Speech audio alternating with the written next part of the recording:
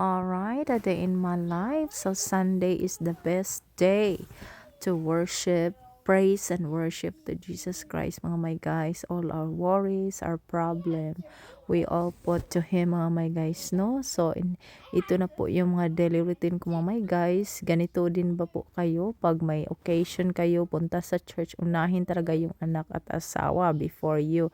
I'm the one last, mga my guys. So, sinaknak. Tapos ko na po yung nagtaking care sa kanyang hair. And yan po yung outfit niya, mga my guys. Tapos, look at her. She's very precious, mga my guys. And then, get ready na naman ako kay daddy. Tapos na akong naligo, mga my guys. So, hindi pa ako nagkilay, mga my guys, eyebrow. So, nag-prepare muna ako. Tapos na si daddy, nag-eat na siya ng oatmeal at saka coffee.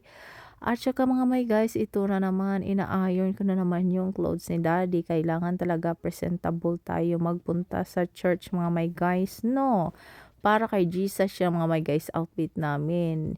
Ganyan talaga tayo kasi pag may occasion, grabe yung ano natin, no, mga outfit natin. Yan din, mag-present din tayo kay Jesus yung outfit natin para presentable naman. O, diba? Yan po yung outfit namin, mga my guys, si daddy, simple. At saka dito na, mga my guys, ako na naman yung get ready to myself na naman, mga my guys, kasi ulahi talaga ako, mga my guys. Unahin ko talaga yun sila, mga my guys, bago ako mag-finish sa aking self, mga my guys. So yan, kinukuha ko lang yung eyebrow ko, mga my guys, kini nagtubo-tubo na. So ako na-use ako sa eyebrow, mga my guys, no. So yan po yung eyebrow na ginagamit ko always, mga my guys. So maganda siya, mga my guys, Maybelline siya. Tapos 3 days siya hindi matanggal, ganyan. I-retouch mo lang siya. Pag hindi ka marunong, ano talaga, pangit talagang tinan, mga my guys. So, yan na po yung mga my guys. Natapos ko na. Tapos, nilagyan ko ng lotion yung mukha ko, mga my guys. So, hindi na ako daladala pa mga whitening cream. Ano pa yung ilagay sa mukha, mga foundation. Wala talaga. Very simple lang. Sa mamiyang magkilay lang. Tapos, lotion. Okay na, mga my guys. So, yan talaga yan, mga my guys. So, tapos, andito naman, tinawag ko naman si daddy para si daddy naman yung itaking care ko. Ako asyang ko anong sa fix na ko iyahang face, mga my guys, no, trapuhan. O, mga my guys, tapos atong sudlayan, lagyan ng gel, mga my guys, yung buhok niya, mga my guys. So nag-ready na si daddy at saka anyway, natapos na din at saka ready na kaming mag-praise and worship to Jesus, mga my guys. So where is my baby's happy?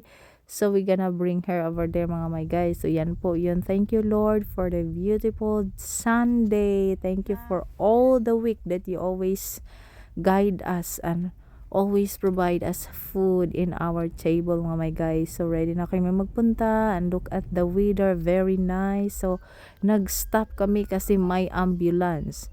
So dito sa Amerika, even do sa Pilipinas, if they have ambulance, we give them space, mga my guys, kasi ano yan, 50-50 yan andyan. God bless that ambulance, mga my guys. Who's the patient, mga my guys? So ganyan talaga dito sa Amerika. Even though mga funeral, mag-stop ka talaga kasi bawal yan. Tapos yan na po yung dinner namin. Kandari, cheese with beef. At saka, andito na naman. Lapdos na naman tayo, mga my guys, sa ating house chores. Naglabada naman si Mami Yang at saka si Naknak. Tinulungan niya ako, mga my guys. Oh, tingnan niyo yung anak ko. She is little girl helping her mommy. Correct. She is a very good helper, mga my guys. Oh, sinabihan ko siya. Sabi niya sa akin, Ma'am, is this the one that I fold? This one, Ma'am? This one, Ma'am? Oh, see?